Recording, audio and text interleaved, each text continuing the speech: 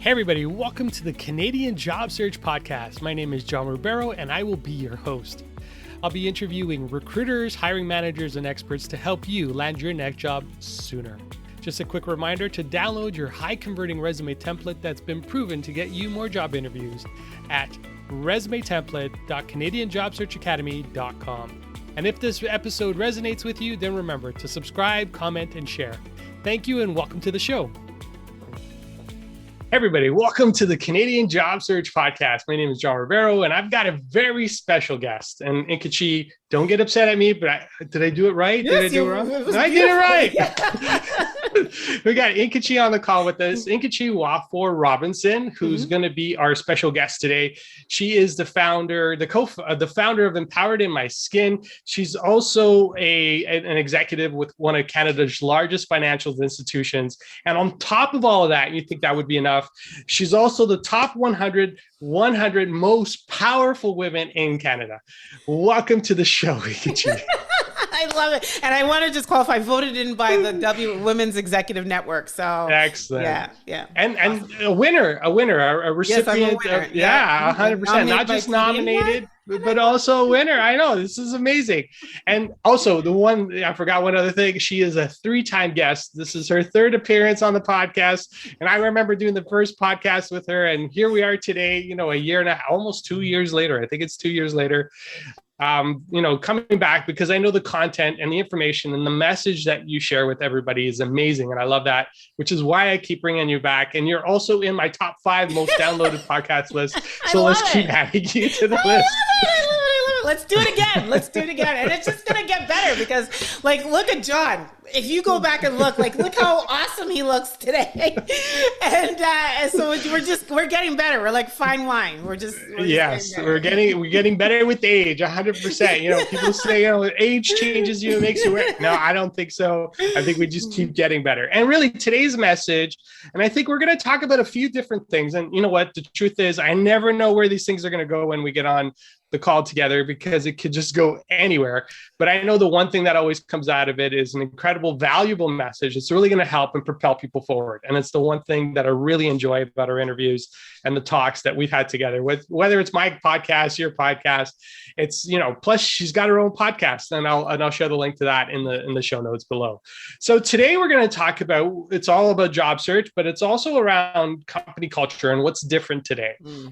So let's get right into this. So what is different about today's job market? What is different about today's organization? What's different about candidates? I know it's like 3 questions, but let's just kind of touch on that and see where we go.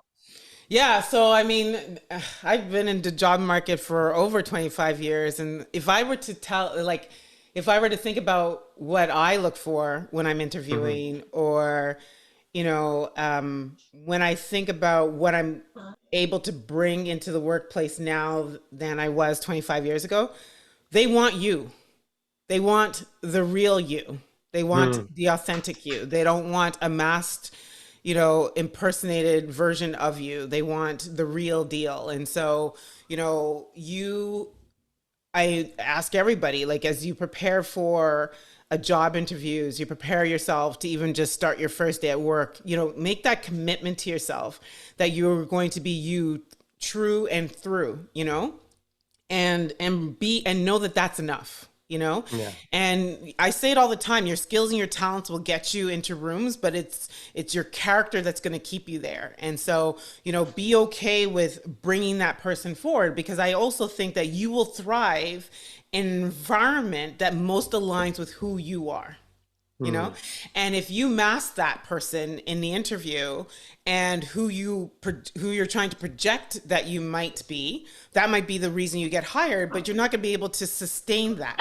And then eventually when you're not thriving within the organization, you start to, you're really looking at the wrong picture because you never really started on the right page. And so, be okay to know that you can come and express yourself in your job search and in your interviews and when you're showing up in the workplace. I mean, that's fundamentally, in my opinion, one of the biggest differences. I mean, I know for first part of my career, I was wearing a gray suit trying to be a dude in tech. You know what I mean? Like, you were trying to fit in, and you were trying to be like people that you saw maybe and thought they were successful. And when I sat at the table and owned my space was when I started to really be who I am, with in colorful clothing, and you know, shaved head and magenta hair, and that's my real authentic, true expression of who I am. So, and that's amazing, because especially in today's environment, I know organizations really embrace, not every organization, but a lot of bigger organizations embrace the diversity, the change that, you know, they wouldn't have accepted maybe 15, 20 years ago. So from a candidate's perspective, how do they bring that out? You know, you talk about being authentic, but what does that mean? Like, how do I show that? Or how have you seen candidates express that to you when they're in the room with you? Yeah. I think that's a great question. Not an easy answer because what I will say to you is probably, I don't know if it gives you enough, right? But there isn't something you need to do. There's someone that you need to be. Does that make sense? So someone you need to be. So, it's not something you need to do. So for example, it's not like if I'm preparing myself for an interview, and I did, like, I recently have gotten a new role. The first time I really had to interview for a job for like 20 something years. And I'll be honest with you, the coaching, the mentoring that I got leading into that, the biggest thing and the biggest advice I got just leading into that was, go in there knowing that you are capable of creating a connection. Go in there not desiring to get the job, but giving them an opportunity to offer you the job. And the way to position yourself in order to be able to do that is to go in there knowing that you are able to connect to another human being, and you're able to express who you are in its truest sense, and, you know, advocate for yourself, you know? And so that's not something I had to do. That is just something that I embodied about who I am. I became really excited to express who I am, the work that I'm doing, what I bring to the table, how I show up every single day. And most importantly, let them see how you are going to create, you know, almost create life in that space, in the organization that you're coming in. Nobody wants just a consumer. You're not there to make everything sort of, you know, continue to work the way it's been working. You especially when they're hiring outside of the organization. Going outside means that you want to bring in new ideas, that you want to bring in different perspectives. And so the worst thing you could do is come into an organization and then try to conform to how you found it. You want to express what is possible by them, if they hire you, by creating creating that experience for them in the interview. And so again, it's not something you do, it's something that you embody and you are. I hope that has helped. Yeah, no, 100%. And I really like how you expressed and you talked about not conforming to their culture, because if they're going externally, they're looking for new and fresh and different ideas. But is there a point where it can be dangerous for you to bring too much external ideas? And here's my example, and here's what I'm thinking. Going into an organization and say, well, this is how we used to do it here, and this is how we used to do it here. I think there's got to be that delicate balance between bringing in those new ideas, but not necessarily, I don't want to say give credit to the other organization, but kind of give it all away to say, this is how they did it better, and this is how we should do it. Yeah. So, is that something that you're cautious of when you're looking for those new, fresh ideas that you're trying to bring in?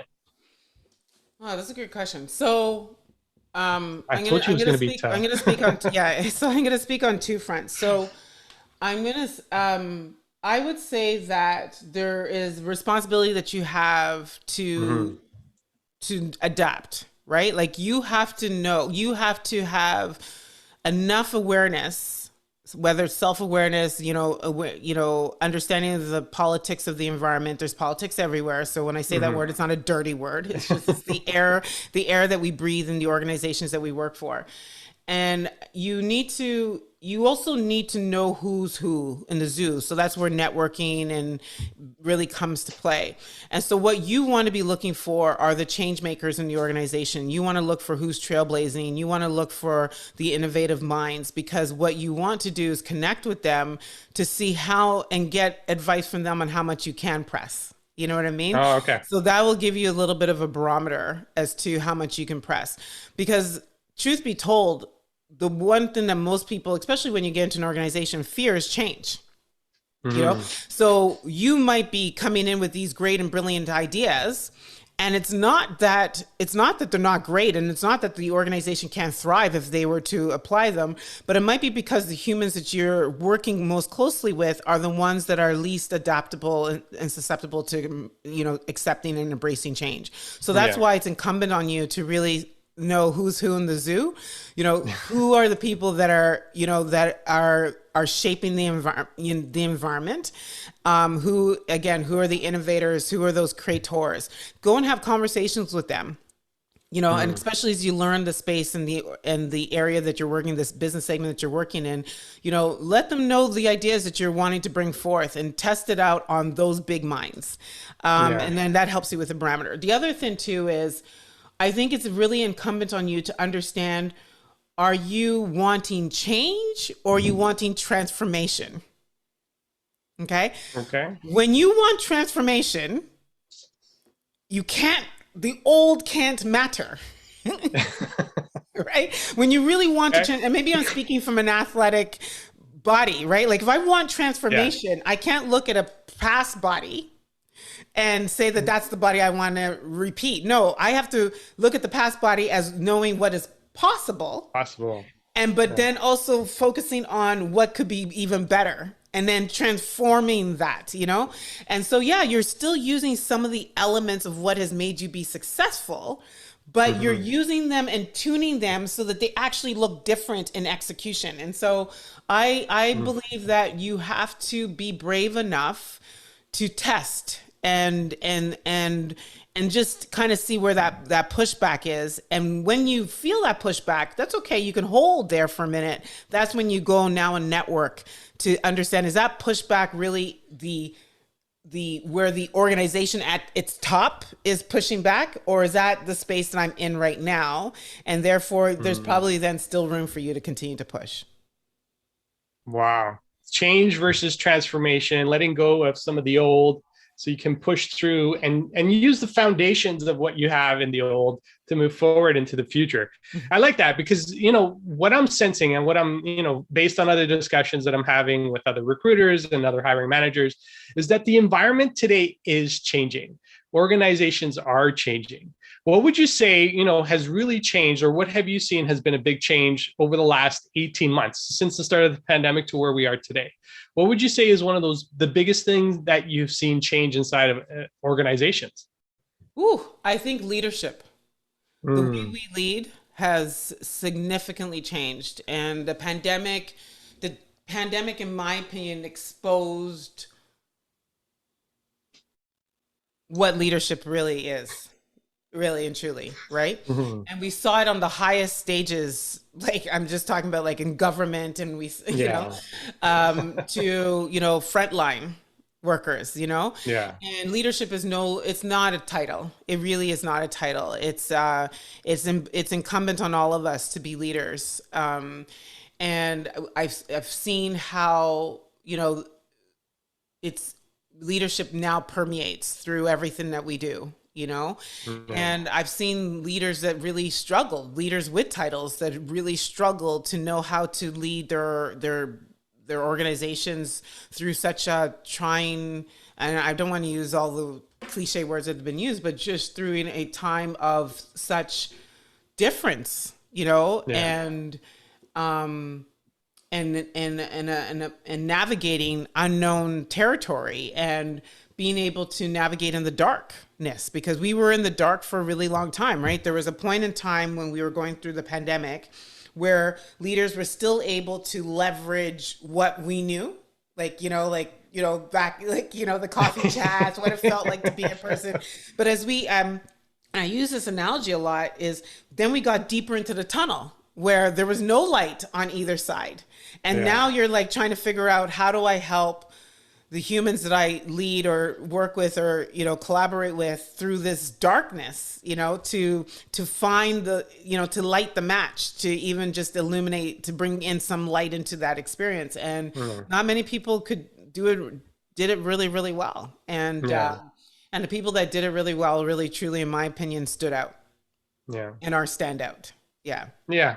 And what I'm hearing and based on conversations that I've been having, if those, inside of organizations, if the organizations themselves aren't careful, they're going to lose those people, right? Like if they keep holding on, and just kind of using your analogy, if they keep holding on to the old, thinking that they can not transform, but change the old. So it's kind of like,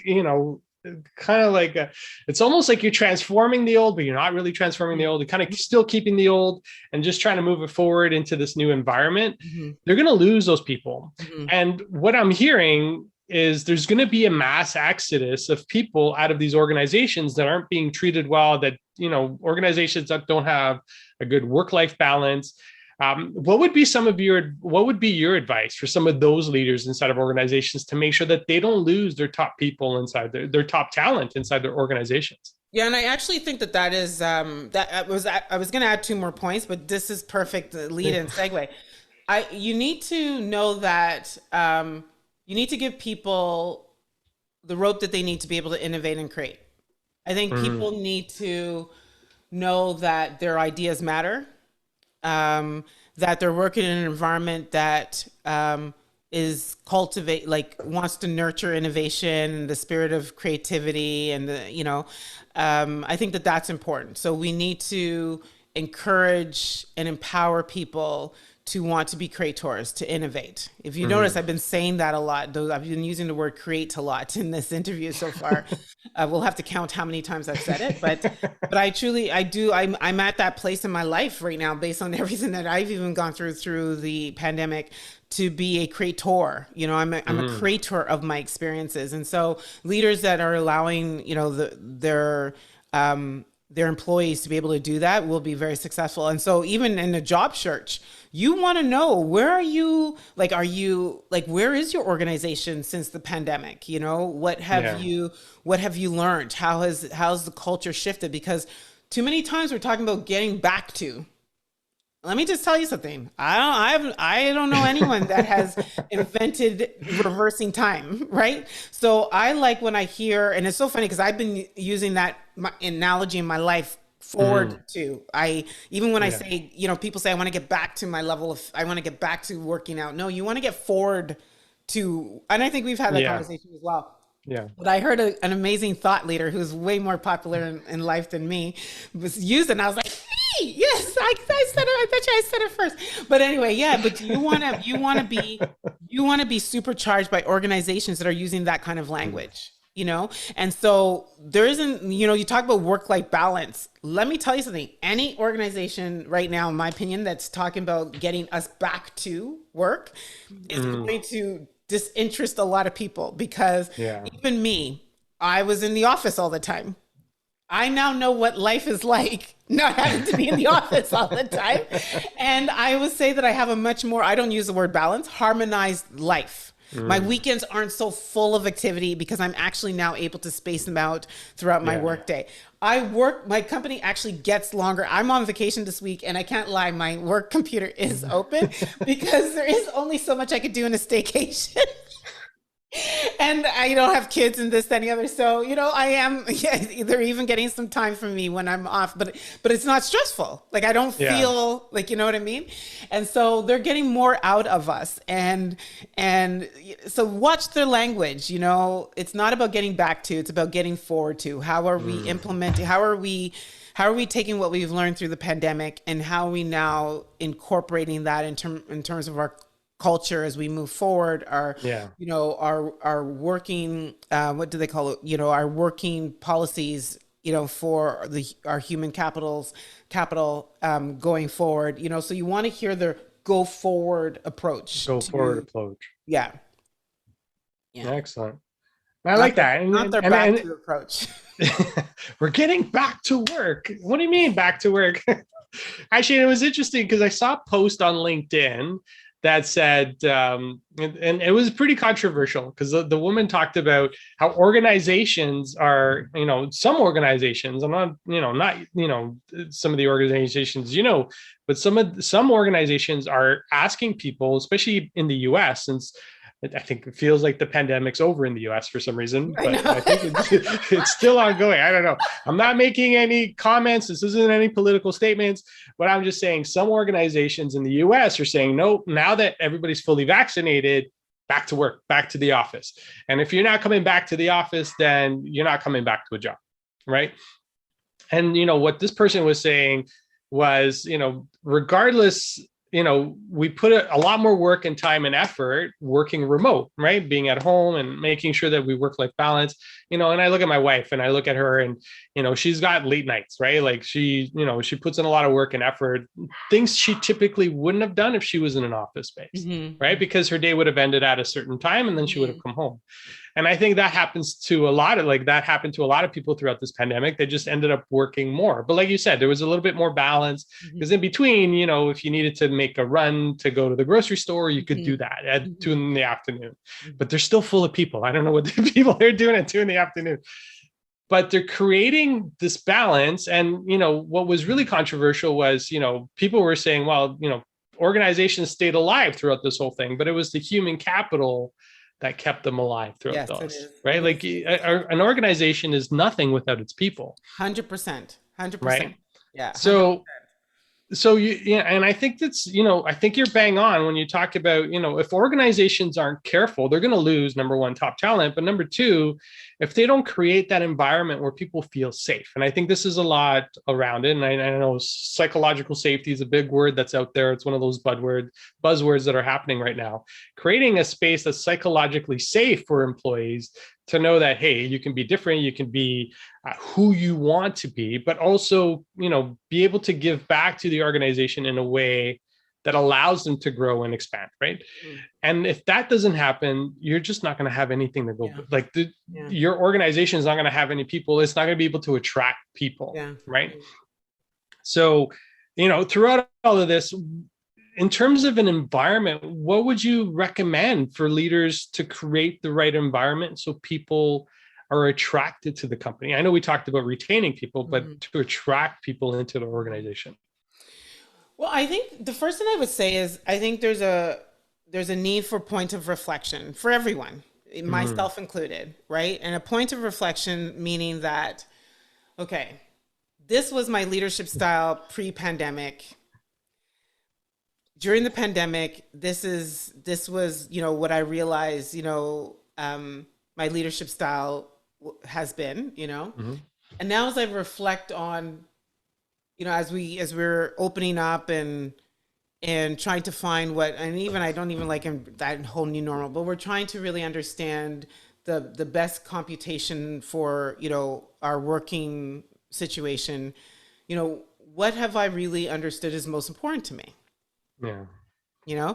And I was listening to a great podcast this morning, and I think a lot of people will realize that, it is our personal lives became really personal to me, and that was really what mattered a lot. So it's around how do I create, policies or processes or, sort of the operating rules that allow for as much opportunity for people to still embrace, that level of, personal latitude, that they were given and still work. Like, I think, many leaders can say, I had a requirement that I need to see people in order to know that they were working.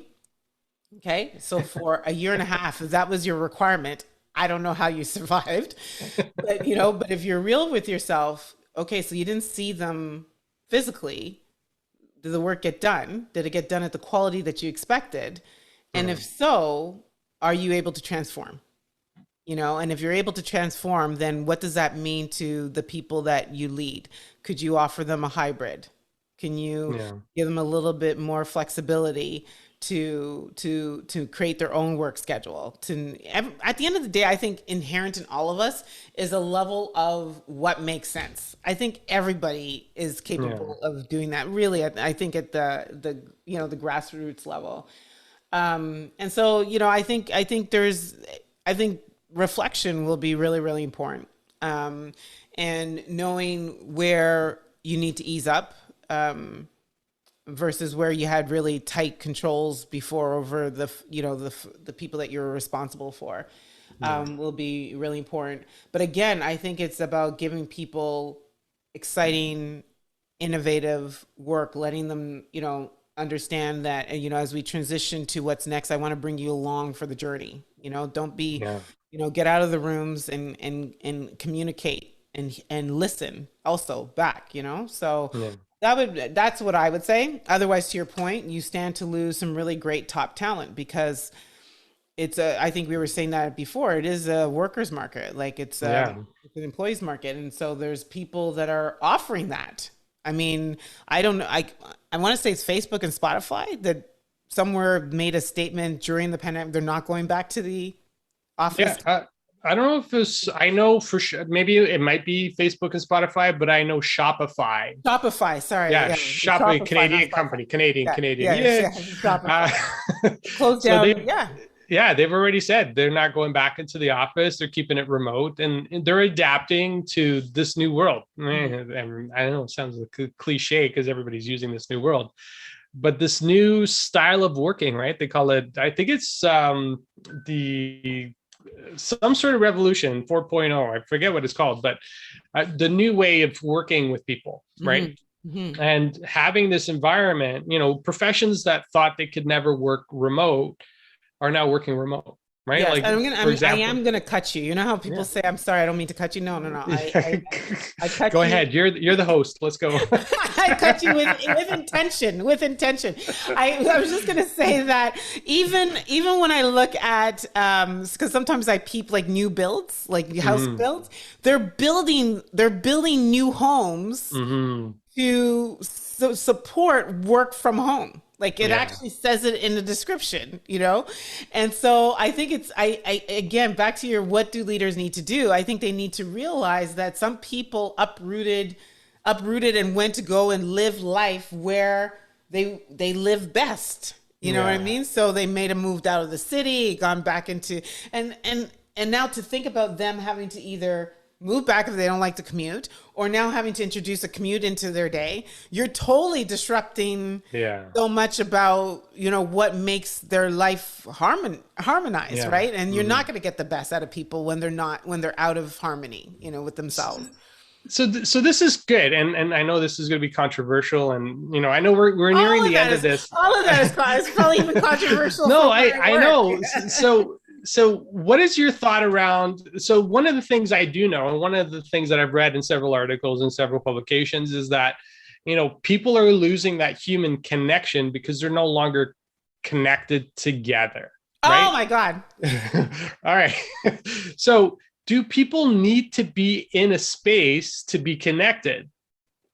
So I'm looking for the name. I literally listened to this podcast this morning.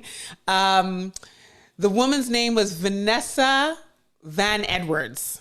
And Vanessa Van Edwards. Yeah, it was an amazing podcast on Mind Valley. Okay. I plan to share it on LinkedIn, actually, because it really talked about, she broke it down so well about how the virtual world, like we just went about the virtual world so wrong, essentially, you know, that we eventually created the divide. And at the end of the day, what we needed to do was you know, almost like she even said, for example, we suddenly said, okay, well, because I'm on camera, I don't need to wear pants, you know? And right there, you're creating a divide between how you view virtual versus how you viewed in person. The human created that. Imagine if you didn't, you know, or you created a divide that said, there's something different between me being on camera with you versus me being in person with you. No, the same kind of things apply. And I realized I was doing some things wrong where I'd lean in like this. And when I lean in like this into the camera, I might be scaring people on the other side. So it's even creating, like she says, your camera should be like 1.5 feet away from you. Like, so touch your camera. And so, she even said that she puts like a marker on the floor so her feet don't pass that marker for her to keep the distance, because then she's creating the connection. She talked about, what we look to, how to use our hands and stuff like that. So anyway, it's a mind blowing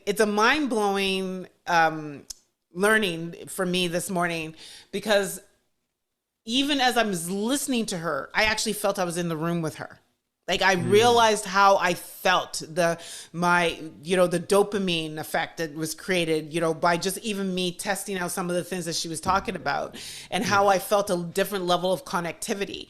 And so anyway, so back to your whole point, we created that divide. And I think just the way you can create something, you can undo it if it could be better, what you learn, you can unlearn. And so I also realized somewhere quickly that we've always been in a hybrid situation. Always, right? I've been working with people in India for the last 10, 15 years. My parents don't live in my city. Even though I work downtown, there were some people that worked in my organization that were in Mississauga. And how did you communicate with them? Virtually, And so I realized that, this isn't a new world. This is not something that's brand spanking new. Yeah. But I never really talked about being out of connection with them. I never really talked about, and I'm somebody who loves touching and connecting with people. And so for me to sit here a year and a half later to say that, I like to be around people. I just experienced it this past weekend, and I know the dopamine effect, like the effect that I got from that experience. But I don't need it all the time. I don't need that to be present in order for me to be stimulated and for me to be engaged. And so I truly, whether we go back into the office, we are still going back into a hybrid experience. And so it's incumbent on all of us to figure out, how can we continue to thrive in those type of environments. And so I know it's a roundabout way to answer your question, but I think we could still harness the power of virtual to create real connected experiences. And I say that because it is going to be important, because there are going to be organizations that are going to allow people to work from home. And as a leader, we can't let them feel, those people that choose to do that, different than people that are in person. Yeah. Right? Because then you're creating divide within your organization, saying that, well, because I see you, you're going to be open to more opportunities. That can't exist. Yeah. For everyone to be able to thrive. Yeah. And going back to what you talked about earlier on, connecting with those change makers, right, within the organization, having these type of conversations with them. And you're right. You know what? We've been hybrid. We've been working virtual for years, and maybe some folks, right?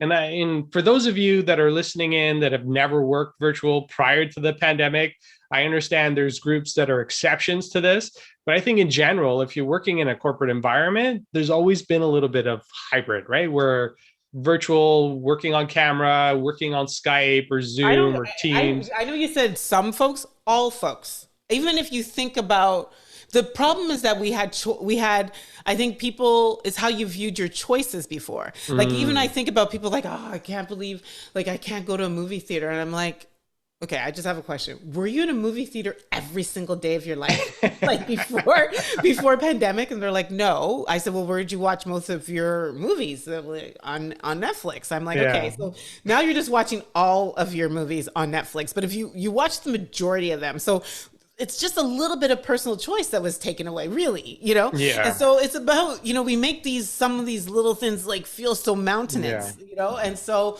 all of us have always been living all of us live in a hybrid. Especially Canada, it being such a big immigrant country, right? Yeah. You're communicating with the majority of the people that you love near and dear virtually. You know what I mean? Like, anyway, that's Yeah. and I think for me is I simplify that like that. Like my husband and I both, he works, he has his own business. We would kiss in the morning. I go my way, he goes his way. The way we communicated during the day, virtually. Yeah. FaceTime during lunch hour. Like, you know what I mean? And we're still doing that. And so I think for me it was when I start to realize that, I'm not doing anything differently. I might be doing more of it, but it's not different. And so therefore I stopped separating myself and I almost became one with the experience, if that makes sense. Back to a conversation, like back to one of the very first conversations we had about it's not what you do in the interview, it's who you are. And that's why I'm saying that's embody that in all life, in every aspect of your life. Yeah. No, and I like how you connect it, like really you've connected. And actually, even for myself, there's no separation, right? Between what there was 18 months ago to where we are today. You're right. We just do a little bit more virtual today than we did 18 months ago, but we used to do virtual before, right? And you did it without even thinking about it. It wasn't even a conversation. Now it's like a conversation. It's a podcast. It's an interview. It's a book. It's a movie, probably. No, and just thinking about, and the thing that really jarred it for me was back in 2018, I delivered a talk to a group in Sao Paulo, Brazil, virtually, right? In 2018, right? Which is like 3 years ago at this point. But to me, it was like, it was innovative, it was different, but it was okay. And it wasn't that much of a struggle. The technology is the same technology, right? We're still on Zoom, using Zoom to do these things. And I was able to speak to a room of 300 people. Mm-hmm. So the world hasn't really changed. No. Like it's changed, but it hasn't really changed when you look at it, right? Yeah. So and I really like how, because you brought that up, I don't know if you had any topics, because John and I are both speakers. If you had any topics with other public speakers, a lot of people almost gave up on their business of public speaking. Yeah. Mm-hmm. And then I realized that I've never been busier. Like I had my highest paid year last year, like 2020 as a public speaker. But I realized that I had been doing virtual public speaking for a really long time because when I first started, like people said, have you always been a public speaker? I'm like, well, yeah, I guess we're all public speakers because we all speak in public, but I recognized that back in the day when Facebook first launched video, I would go on, hold my phone in the morning and speak to the people. Yeah. I'd be like, people, I have a message for you today, And so I've been doing that for, probably 14 years. And so for me, it was nothing to transition to this virtual world. And so I try to encourage a lot of public speakers to say, no, this is your time to up your talent. Yeah. But and I think that goes for everybody that's listening right now, right? Now is the time to up your talent, right? Up your talent, yeah, up your talent. Show people what you can do regardless of where you're at. Because I know expectations from organizations are set higher today than they were 2-3 years ago. 100%. Yeah. So you definitely have to up your talent, up yourself, just up yourself. But up show, up your talent for sure. And just get out there. So as we wrap this, sorry, go ahead. Are we wrapping? We're in the segment. We're wrapping, but just very quickly, just because this will help job seekers. I remember so last year, where I am right now, my work, I have a brand new role, and literally it's a brand new role in my organization, does not exist. I get to be a creator, but somewhere in the pandemic, I really wanted to up my talent. I wanted to be doing something completely different. I want to live on that edge of fear. I wanted to live on that edge of like terror that I don't know what what's happening, what's happening right now. And I went after it. I went to look at what were the most strategic areas in my organization, because that's where I want to be. Where was beyond change, transformation occurring? And that's the seat that I wanted to live in. And how could I be more of a creator? And I found this role. So it is a perfect, we are seasoned. It's ripe. The stage is set. Up your talent. Step into spaces that you're not familiar with and just have this unwavering faith that you will figure it out at some point or other. Yeah. And your parachute will open eventually. No, I'm with you 100%. Listen, that's how I lived most of my career as well. And inside of a large telecom, not really knowing, stepping into roles I knew nothing about, like knowing that I could get there because I had, like you said, you have the foundation, but you have to transform and become someone else as part of that, and kind of using that analogy. But yeah, when you step in, doesn't mean that's how you're going to get hired. Once you're inside the organization, that's what you start to look for. Yeah. But when you're, in the process of going through the interview and getting hired, you definitely have to bring that forward to show that you're there to be innovative, to be different, and that you can up talent yourself to show people what's capable and what you can deliver. Right. So let's take a little bit more time, because I think this is incredibly fascinating, because I know we talked about this right before we started this podcast, which was about the Canada top 100 most powerful women.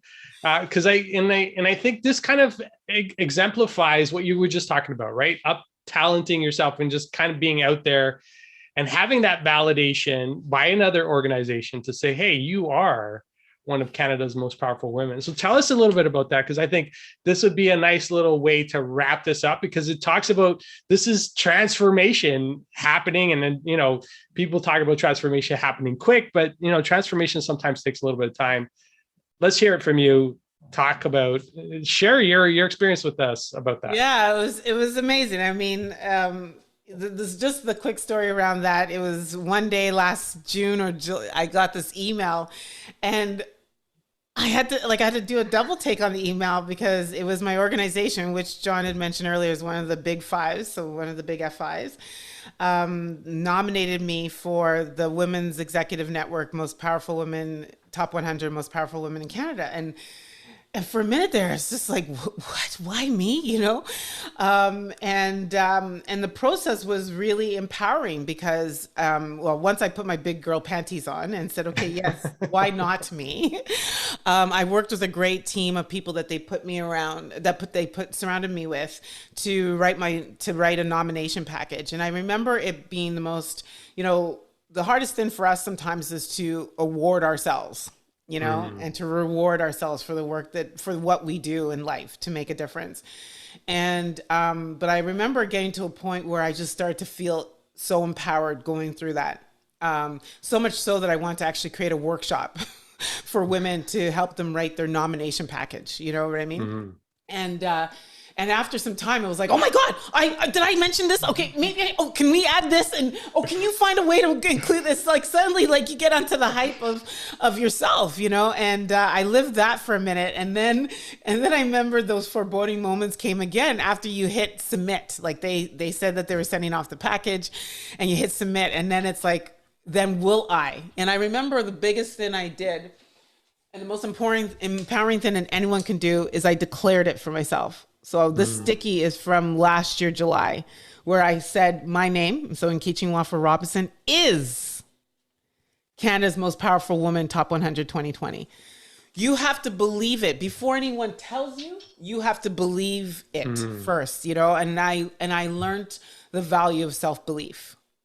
Whatever you want in life, if you don't believe it first that it's possible, it won't happen, And yes, 3 months later, I got that email. Again, I did a double take.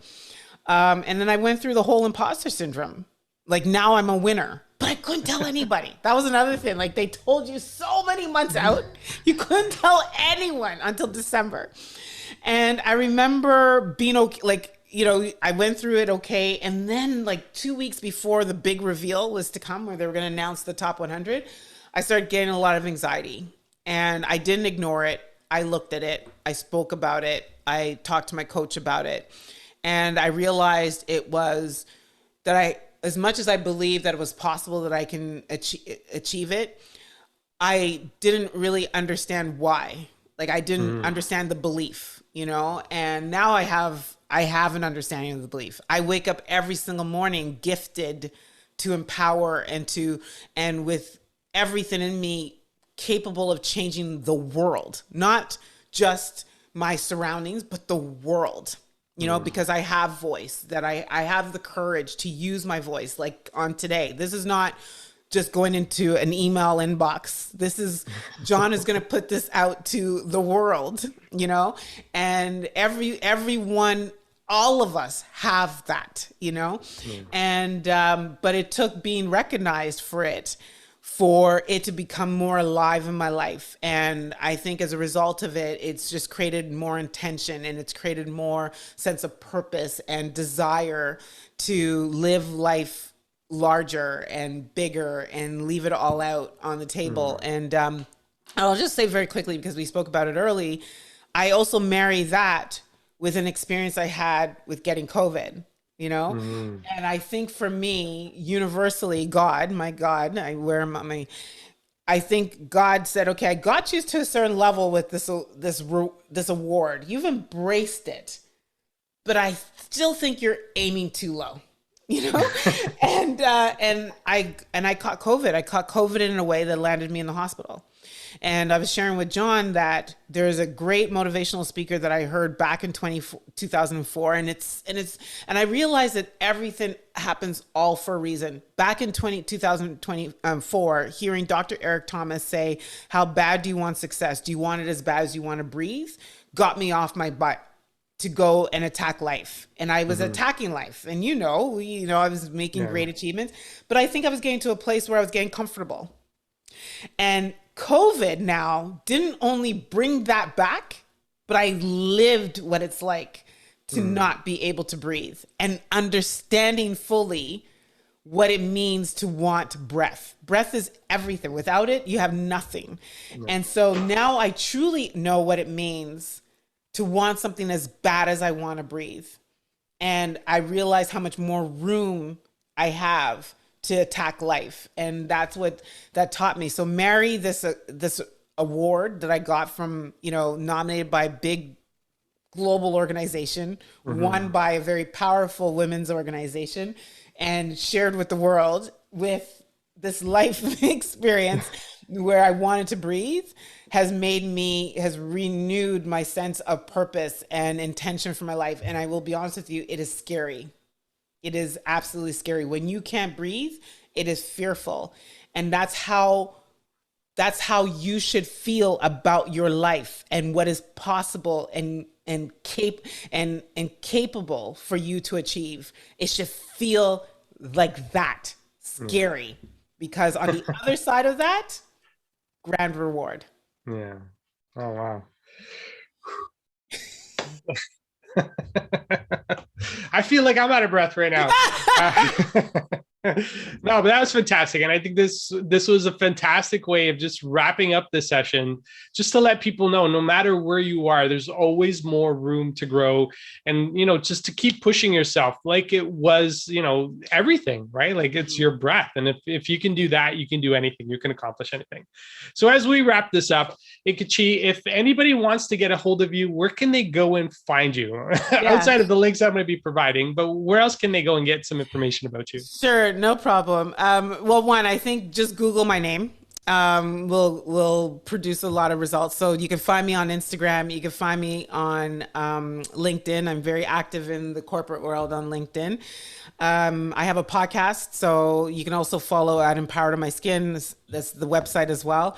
But my whole mission, in life is, to become a billionaire, but it's really to help a billion. Well, the best way to become a billionaire is to help a billion people. But I'm on a mission to create lead dominoes. And what I mean by that is empowered people empower people. And so John's a lead domino. He's a lead domino in my life. Any experience I have with him empowers me. And I'm pretty sure I wouldn't be on here if I wasn't doing the same to him. And so you want to be a lead domino in your life, creating that, domino effect of empowerment. And that's what I'm missioned to do through the work that I'm doing. So so look us up. If you seek empowerment in your life, if you want more empowerment in your life, if you want to come and express yourselves to the organization as Empowered Human, we want to hear from you. So check us out. All right, excellent. And I will definitely include those links in the show notes so people can access them like I've done in the past. Once again, I just want to say a big thank you for being here, for sharing all the insights of wisdom, the lessons, which I know people are, I have a whole bunch of notes that I've been taking down as we've been going through this. But just once again, thank you for being here, and thank you for sharing your message. Yeah. And John, just if I can, I want to thank you. Thank you for the work you're doing, because what you may not see is the evidence of what you're doing and how it's impacting the world. And it's huge. I see it when people reach out to me on LinkedIn saying that they listen to a Canadian Job Search podcast, and it brought them such strength to hit their interview. That's you're hitting lives, and that's the most important. So very grateful for you. Thank you. All right. With that, I'm going to wrap up this episode of the Canadian Job Search podcast. Wishing everyone a great one. Talk to y'all soon. Take care.